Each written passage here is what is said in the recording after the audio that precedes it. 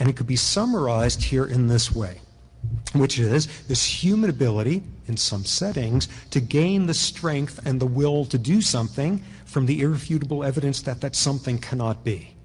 What do I mean by that? Let me make this a little bit less abstract and instead a quote from Kierkegaard. And if you subscribe to this particular type of belief system, this notion that what religiosity is often about is the ability to hold two contradictory facts in your head at the same time, or two contradictory beliefs.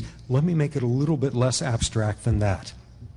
This is a nun named Sister Helen Prejean, and lots of people probably saw the movie back when, Dead Man Walking, which was about her. This is a nun who has spent her time ministering to the needs of men on death row in a maximal security prison somewhere down in the South.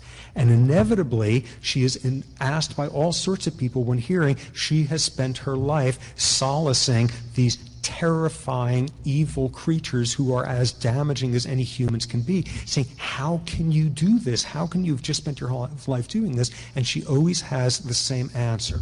The less forgivable the fact, the less forgivable what the person has done, the more we must find the means to forgive them.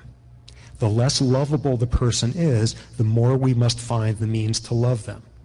And as a strident atheist, this strikes me as one of the most irrational, nutty, magnificent things we are capable of as a species. The more something cannot be, the more we have to make sure it is.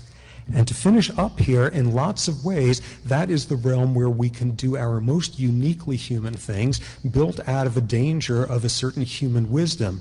You sit there and you look at enough about what's going on in the world, and you learn enough about it, and you become wise about it, and there's almost an inevitable conclusion that you have to reach, which is none of us can make things better because we're too small, and they're too big, and they're too powerful, and it's not going to matter anyway, and none of us can make things change.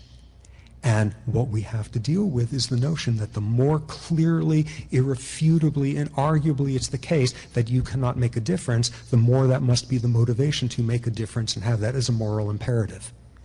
So at the end of the day, we do smelly stuff just like hamsters, and we do strange things with our stress hormones, but at the end of the day, this realm of being able to take abstractions and turn metaphors into things as powerful as the most visceral of sensory effects, and to do all of this in a context of moral imperatives, we are an entirely different planet from other species.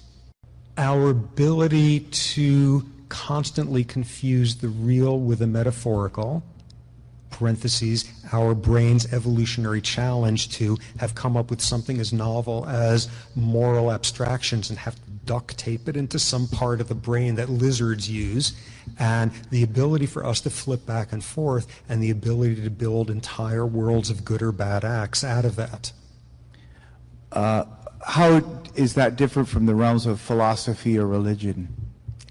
Well, depending on your tastes, that's not different in the slightest, or it's a completely different way of thinking about it.